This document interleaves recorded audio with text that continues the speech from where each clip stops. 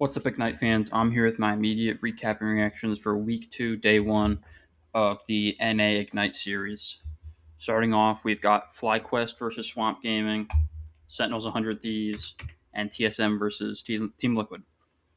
Getting into Game 1 between FlyQuest and Swamp Gaming, this game showed some promise out of FlyQuest. It showed that they can improve week to week. They came in after their loss to 100 Thieves 0-2, Swamp Gaming up 2-0 versus Sentinels. Map 1 of Bjorn T'Challa was really just a compositional issue. The draft, we saw a lot of value placed on the Rocket Raccoon throughout the entirety of this day. It seems like every team has figured out that Rocket Raccoon is really, really good here. Particularly map 1 here, we saw the Star-Lord Rocket Raccoon combo do very, very well. You know, the team up, the teleporter is very valuable, and damage boosting the Star-Lord ult is just absolutely incredible. It's on par with or better than Gambit ults, you know. It's amazing. Round 1 went to Swamp Gaming, purely off of some great dives between Daze and Krasmang, and Melophobia had multiple great ults in combination with Forky Dog that just team wiped them. Round 2 went to FlyQuest. You know, FlyQuest was able to adjust their composition to this triple support backline that really helped them sustain through dives. And with the 2Z and the tank pool, they were able to melt through rocket ults. They got a lot of first picks off on support backlines, which allowed them to take the W here. Going into round 3, this went back to Swamp Gaming, and this was just great gameplay out of the 2 DPS. There was good adjustments on how to counter the triple support play, and the tanks were unable to get anything going. This was a Melophobia MVP.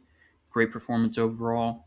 You know, it shows that FlyQuest, you know, they can improve. I think this is a better performance than they had against 100 Thieves. You know, they know their win condition is 2Z, and they know that they need to learn how to pocket him better. And it showed that Swamp Gaming does have some flaws. You know, they lost around here. Map 2, Heart of Haven. With this, we had FlyQuest adjusting their bans. They banned out Melophobia's Star-Lord, which gave them a Star-Lord Rocket mismatch, which went heavily into FlyQuest's favor on their offense. They were able to almost fully complete the push. The cart ended right in front of the gate on set point. You know, this was without Star-Lord. Melophobia looked really poor. They were playing, if we go back here, Melophobia was on Black Cat. They were doing like a double dive, and they just weren't able to get things going on their defense with that composition.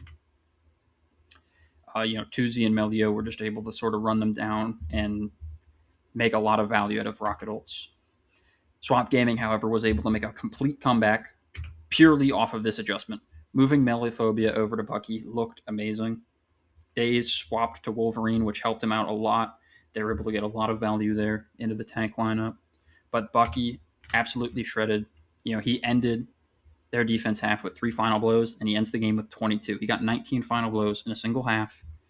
He had multiple, like, quadra kill ultimates. He just kept going again and again and again, and it looked really, really good. This was a Daze MVP based off of the Wolverine and the Daredevil. You know, this was overall a great game. 2-0 for Swamp Gaming. Moving on, we have Sentinels versus 100 Thieves. This was an exciting match. Sentinels was coming in 1-1, and 100 Thieves was 2-0. Map 1 of Hell's Heaven. Both teams protected the Dino and the Rocket while both banning Star-Lord and such. Round 1 went to 100 Thieves based off of a lot of inconsistencies from the Sentinels team. They kept just picking whatever they wanted, you know. It was a really fun match because Sentinels they were picking off meta. They were being creative. We had Dongman on Penny Parker a lot. We had RYMAZING on Moon Knight. We had RYMAZING on Iron Man. This was an exciting watch. In round 1, they couldn't get anything going. Delano was just dominating in a front-to-back mirror. So moving into round 2, Sentinels they swapped up their comp. RYMAZING on the Iron Man, and they were able to just start melting things. Their front-to-back improved significantly. If we see here, We have some plays where RYMAZING, he just lived. He'd sit here front line, he'd beam down their tanks. Where are we at? Look at that. He gets a decent ranged ult off. Over here, he shuts down a Punisher ult. He was able to get a lot of value on this Iron Man, which let them win Map 2 and Map 3 with a RYMAZING MVP on Iron Man, which is insane to think. This guy went 55-9 with 19 final hits, playing majority of Iron Man with a little bit of Moon Knight, that's just very surprising. Map 2 was on the Museum of Contemplation. 100 Thieves changed up their ban. They decided to protect Star-Lord over Rocket Raccoon. This allowed them to get a decent push in. They made it just past the second checkpoint, but they weren't getting anything going. They were really struggling. It was fought hard all the way. It was really difficult for them to do anything against the DPS duo, and just the sheer amount of front to back damage that Sentinels had. Moving on to the attack for Sentinels, we got a lot of value off of the RYMAZING Iron Man. That's a 3K. Over here, he's able to just sit here, beam down the dinosaur, and he consistently was able to shut down Punisher ults. He's able to do that. That's insane that he gets away with stuff like that. It's really great play. And off the back of that performance, along with Yusher, they were able to full cap. Sentinels win. Sentinels 2-0, 100 Thieves. That's incredible. We were thinking 100 Thieves, this team looks like they're, the meta fell into their lap. They're on par with Swamp Gaming, even. But Sentinels, picking Penny Parker and Iron Man, were able to beat them 2-0. Moving on, we have TSM versus Team Liquid, Coughing Baby versus Hydrogen Bomb. TSM 0-1 going into this, and Liquid Citadel was 1-0 up against Sentinels. I'm going to go through this really quickly. Map 1 was a 2-0 for Team Liquid. They sort of just ran them down. I'm 99.99% sure that TSM was just like sitting on their phones watching the Sentinels game, and they're like, looks like Iron Man's meta. Let's just play that. It looks fun. So they played Iron Man in both rounds. They played Iron Man twice. And, Cal looked okay, but they're never going to win playing this in such a manner. They were also trying to play Penny Parker with Iron Man. It was not working. But Iron Man might be the secret meta. We don't know. So Team Liquid wins 2-0. Here are the standings going into at the end of day 1 for week 2.